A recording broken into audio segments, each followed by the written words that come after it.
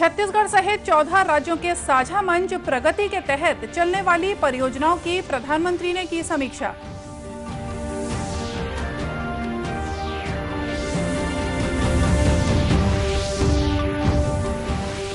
राष्ट्रव्यापी कोविड टीकाकरण के तहत देश में अब तक 60 करोड़ 38 लाख से ज्यादा लोगों को लगाए गए टीके।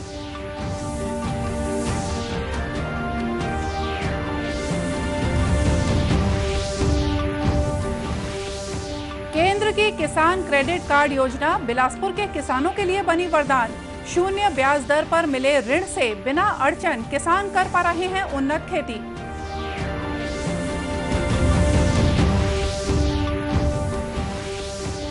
और आजादी के अमृत महोत्सव के तहत गरियाबंद, दुर्ग और रायगढ़ जिले के गांव में लोक कलाकार दे रहे हैं प्रस्तुतियां।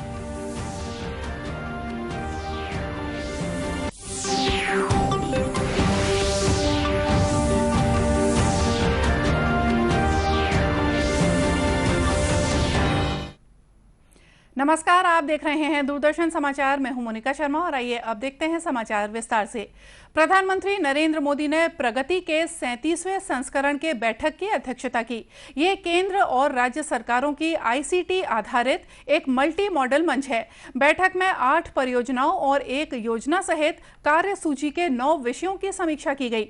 8 परियोजनाओं में से 3 परियोजनाएं रेल मंत्रालय और सड़क परिवहन और राजमार्ग मंत्रालय की और 2 परियोजनाएं बिजली मंत्रालय की हैं। 14 राज्यों से संबंधित इन 8 परियोजनाओं पर 1,26,000 करोड़ रुपए की लागत आएगी। ये राज्य उत्तर प्रदेश, मध्य प्रदेश, पंजाब, हिमाचल प्रदेश, गुजरात, राजस्थान, महाराष्ट्र, हरियाणा, छत्तीसगढ़, अरुणाचल प्रदेश, सिक्किम, उत्तराखंड, मणिपुर और दिल्ली हैं। प्रधानमंत्री ने इन परियोजनाओं को समय पर पूरा करने के महत्व पर जोर दिया। बातचीत के दौरान श्री मोदी ने one nation one ration card योजना की समीक्षा की।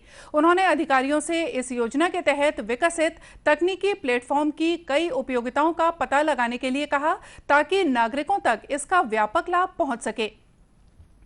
प्रधानमंत्री ने राज्यों के अधिकारियों को निर्देश दिया कि ऑक्सीजन संयंत्र के निर्माण और अस्पतालों में बिस्तरों की उपलब्धता की स्थिति पर नजर रखें। राष्ट्रव्यापी कोविड टीकाकरण के तहत देश में अब तक 60 करोड़ 38 लाख से ज्यादा टीके लगाए गए। पिछले 24 घंटों के दौरान 80,40,000 से ज्यादा का टीकाकरण किया गया। स्वास्थ्य मंत्रालय ने बताया है कि कल 46,164 नए कोविड मामलों की पुष्टि हुई। वर्तमान में 3,33,725 रोगियों का इलाज चल रहा है। वहीं संक्रमण की दर 1.03% है। मंत्रालय ने बताया है कि पिछले 24 घंटों के दौरान 34,159 रोगी स्वस्थ हुए। अब तक 3 करोड़ 17,88,000 लोग ठीक हो चुके हैं। स्वस्थ होने की दर 97.63% हो गई है। केंद्र ने राज्यों और केंद्र शासित प्रदेशों को अब तक 58 करोड़ 76 लाख से ज्यादा कोविड टीके निःशुल्क उपलब्ध कराए हैं। 1 करोड़ 3 लाख से ज्यादा टीके जल्द ही उन्हें दे दिए जाएंगे। 3 करोड़ 77 लाख से ज्यादा टीके अब भी उनके पास शेष हैं। इधर प्रदेश में भी बीते 24 घंटों के दौरान कोविड संक्रमण के 52 नए मामले सामने आए हैं, जिसके बाद प्रदेश में सक्रिय मामलों की संख्या 627 हो गई है। केंद्र सरकार किसानों की आय को दोगुना करने के लिए अनेक योजनाएं चला रही है। इसके तहत आर्थिक अनुदान, कम ब्याज पर ऋण, खाद बीज और खेती के उपकरण सहित अन्य सुविधाएं उपलब्ध करा रही है। ऐसी ही एक सुविधा है किसान क्रेडिट कार्ड की। किसान क्रेडिट कार्ड की मदद से लघु और सीमांत किसानों को कम ब्याज पर कृषि ऋण दिया जाता है। जिला सहकारी बैंक बिलासपुर के सीईओ प्रभात मिश्रा ने बताया कि किसान क्रेडिट कार्ड राज्य और केंद्र की योजना है, जिसमें किसानों को 0% ब्याज दर पर ऋण उपलब्ध कराया जाता है। उन्होंने बताया कि जन सेवा केंद्र में जाकर किसानों को कृषि विभाग के सम्मान निधि पोर्टल पर दिए गए दिशा निर्देशों के मुताबिक सारी सूचनाएं दर्ज करनी है। फोटो अपलोड करने के साथ स्थानीय बैंक का आईएफएससी कोड और अपना मोबाइल नंबर भी दर्ज करना होगा।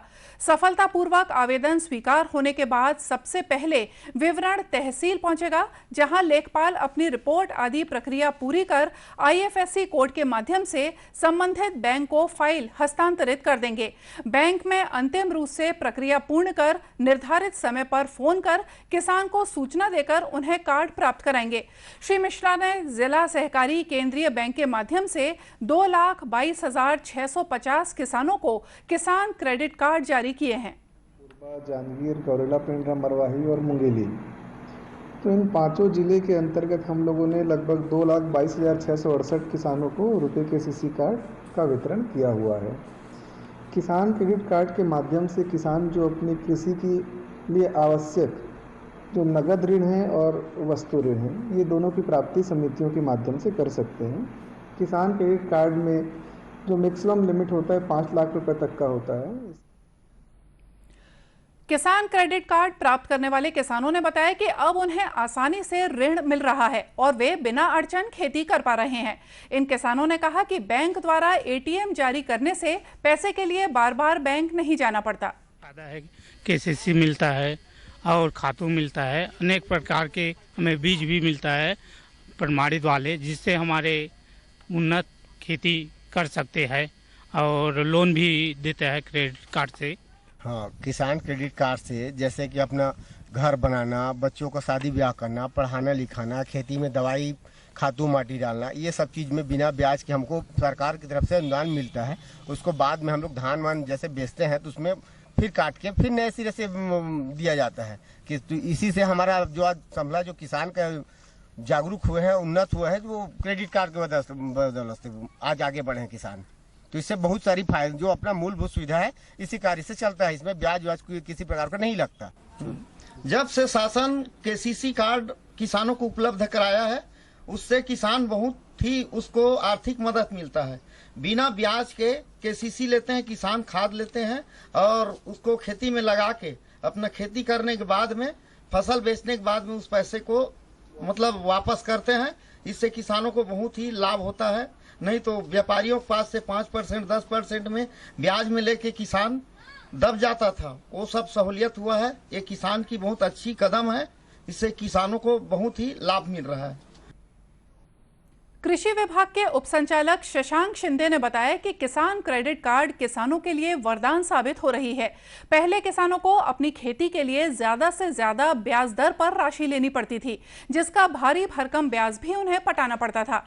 किसान क्रेडिट कार्ड योजना से इन किसानों को आसानी से सरकारी और प्राइवेट बैंकों के माध्यम से न्यूनतम ब्याज दर पर राशि मिल जाती है, जिससे उन्हें खेती के लिए उपयोग में लगने वाली राशि की चिंता नहीं होती।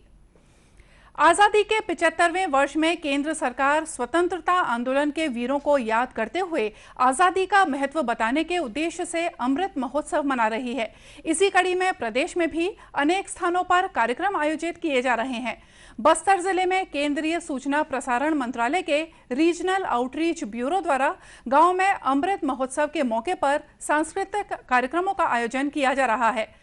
बकावंड विकास खंड के ग्राम पंचायत के बड़े देवड़ा में बस्तर लोक कला मंडली द्वारा स्थानीय भाषा में नाटक, नृत्य और संगीत के जरिए ग्रामीणों को स्वतंत्रता संग्राम और उसके नायकों के बारे में जानकारी दी गई। मंडली के अध्यक्ष धीरनाथ बघेल ने बताया कि सांस्कृतिक कार्यक्रम के साथ ही नुक्कड़ नाटक के जरिए ग्रामीणों को केंद्र सरकार की योजनाओं के बारे में भी बताया गया। बारे में हम लोग पूरे ब्लॉक में, जिला में, पंचायत में जाकर हम लोग प्रचार प्रसार कर रहे हैं और बहुत बढ़िया इस आज़ाद अमृत महोत्सव को लोग आनंद से ले रहे हैं और बातों को सुन रहे हैं। जितने हमारे क्षेत्रीय वीरों जो देश के लिए कुर्बान हो गए थे, उन सारे वीरों को याद करते हुए हम लोग नाटक और गीत के माध्यम से बहुत सुंदर ढंग से हम लोग प्रस्तुत करते हैं और गांव वाले देखकर बहुत उनको आनंद आता है। इसी कड़ी में रायगढ़ जिले के पुसौर ब्लॉक के ग्राम ट्रेडा में भी अमृत महोत्सव पर कार्यक्रमों का आयोजन किया गया। रायगढ़ के लोक झंकार कला केंद्र के कलाकारों द्वारा ग्रामीणों को चौपाल में इकट्ठा कर नुक्कड़ नाटक प्रस्तुत किया गया। लोक झंकार कला केंद्र के अध्यक्ष स्वतंत्र महंत ने बताया कि उनका दल गांव-गांव जाकर लोकगीत और नुक्कड़ नाटक के जरिए आजादी का संदेश दे रहे हैं। और यह पूरे देश में कार्यक्रम चल रहा है, उसका एक पार्ट हम लोग हैं और गांव-गांव जाकर हम लोग जो इतिहास है हमारा, उस इतिहास पे चर्चा करते हैं, उसकी लोगों तक जो इतिहास है उसको पहुंचाते हैं। लोक नृत्य के साथ, नाटक के साथ, प्रहसन के साथ कुछ मनोरंजन भी है और कुछ जानकारियाँ भी है। ये हमारा एक प्रयास रहता है कि लोगों तक जो हमारा गौरवशाली इतिहास है, उस गौरवशाली इतिहास का एक भाग हमारे गांव तक पहुँचे, हमारे गांव के लोगों तक पहुँचे, जो देश के लोग हैं उसको जाने समझे। इसी तरह दुर्ग जिले के ग्राम कोड़िया में भी अमृत महोत्सव का आयोजन किया गया, जहां लोक कलाकारों द्वारा लोक नृत्य और नाटकों की आकर्षक प्रस्तुतियां दी गईं। बड़ी संख्या में गांव के युवाओं, बच्चों और बुजुर्गों ने कार्यक्रम का आनंद उठाया। नेहरू युवा केंद्र दुर्ग के सलाहकार आदित्य भारद्वाज ने बताया कि अमृत महोत्सव का मकसद लोगों को न सिर्फ आज़ादी के महत्व से अवगत कराना है, बल्कि उन्हें अभियान के तहत फिट रहने के लिए भी प्रेरित करना है। जिस तरह से हमारे वीर शहीदों ने कठिन परिश्रम करके अपनी बलिदान देकर देश को आज़ाद कराया है, और उस आज़ादी का जो 75वां साल है उसको हम एक उत्सव के रूप में मनाएं, और साथ ही इस कार्यक्रम का उद्देश्य यह है कि हम आज़ादी के अमृत महोत्सव को हम एक फिटनेस के रूप में देखें। इसका एक मूल मंत्र है कि फिटनेस का डोज आधा घंटा रोज़। इसके माध्यम से हम नेहरू युवा केंद्र के द्वारा विभिन्न तरह के fitness program, blood donation program, ऐसे हम विविध कार्यक्रम हम आयोजित कर रहे हैं। झंकार कला मंच की कलाकार मनीषा गंधर्व ने बताया कि नृत्य, संगीत और नाटकों के माध्यम से कलाकारों द्वारा लोगों को जागरूक करने का प्रयास किया जा रहा है। छत्तीसगढ़ से हैं हम। आज़ादी कैसे मिली उसके बारे में कुछ बता रहे हैं, कैसे मिली और आज़ादी मिलने के बाद विकास कैसे बढ़ा, हम उसके बारे में बता रहे हैं। गीत और नाटक के माध्यम से ये जानकारी हम लोगों के द्वारा पहुंचा रहे हैं। इस दौरान कलाकारों का सम्मान भी किया गया। स्वच्छ भारत और स्वस्थ मानस की थीम को लेकर युवा कार्यक्रम और खेल मंत्रालय द्वारा राष्ट्रीय सेवा योजना NSS के विद्यार्थियों को प्रशिक्षित किया जा रहा है। मध्य प्रदेश और छत्तीसगढ़ राष्ट्रीय सेवा योजना निदेशालय द्वारा जांजगीर चांपा जिले में भी NSS के विद्यार्थियों के लिए कार्यक्रम चलाया जा रहा है। इसी कड़ी में जिले के शासकीय नवीन महाविद्यालय नवागढ़ में कार्यक्रम आयोजित हुआ। राष्ट्रीय सेवा योजना से जुड़े छात्र छात्राओं को चित्रकारी करने को कहा गया, जिनमें छात्रों को अपनी बेहतर से बेहतर सोच को दिखाना था। इसके अलावा स्वच्छता पर और सामाजिक बुराइयों को खत्म करने जैसे बेटी बचाओ बेटी पढ़ाओ, नारी सशक्तिकरण, पेड़ों की अंधाधुंध कटाई, नशे से बर्बाद होती जिंदगी, स्वच्छता नहीं होने से फैलता कोरोना जैसी महामारी, अशिक्षा से फैलती हिंसा और बेरोजगारी, जाति धर्म से खत्म होती इंसानियत, बढ़ती नफरत, कट्टरपंथी जैसी विभिन्न बुराइयों को जड़ से मिटाने के लिए नुक्कड़ नाटक प्रस्तुत किए गए। आजादी के लिए भारत का शानदार संघर्ष आधुनिक विश्व के महानतम संघर्षों में से एक है। दूरदर्शन समाचार इस शानदार संघर्ष की झलक रोजाना आपके लिए लेकर आ रहा है। जानिए आज की कड़ी में वीर स्वतंत्रता सेनानी सुबोध राय के बारे में।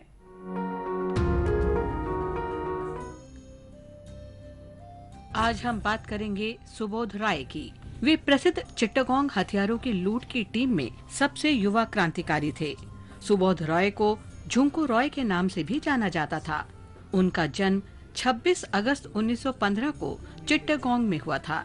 रॉय भारत के स्वाधीनता आंदोलन से प्रभावित क्रांतिकारी समाजवादी थे।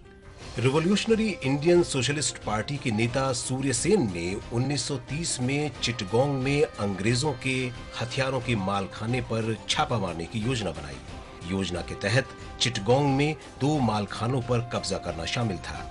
क्रांति की ज्वाला को और तेज करने के लिए धन जुटाने के उद्देश्य से चिट्टागोंग में इंपीरियल बैंक को लूटना और क्रांतिकारियों को जेल से छुड़ाना भी योजना का हिस्सा था। 18 अप्रैल को इस योजना पर अमल किया गया। क्रांतिकारियों के एक समूह ने यूरोपियन क्लब के मुख्यालय पर कब्जा कर लिया। क्रांतिकारी पुलिस के मालखाने के बाहर एकत्र हो गए, जहां सूर्य सेन ने सैन्य सलामी ली, राष्ट्रीय ध्वज फहराया और अंतरिम रेवोल्यूशनरी सरकार की घोषणा की। क्रांतिकारी भोर होने से पहले ही चिट्टागोंग से निकल पड़े और चिट्टागोंग हिल रेंज की तरफ बढ़ने लगे। उन्हें छिपने के लिए सुरक्षित ठिकाने की तलाश थी, लेकिन कुछ ही दिनों में पुलिस ने उन्हें पकड़ लिया। मुकदमे के बाद रॉय को 1934 में पोर्ट ब्लेयर की सेलुलर जेल भेज दिया गया। 1940 में जेल से रिहा होने के बाद रॉय राजनीति में आ गए। और भारतीय कम्युनिस्ट पार्टी के सदस्य बन गए। और इसी के साथ ये समाचार बुलेटिन यहीं समाप्त हुआ। नमस्कार।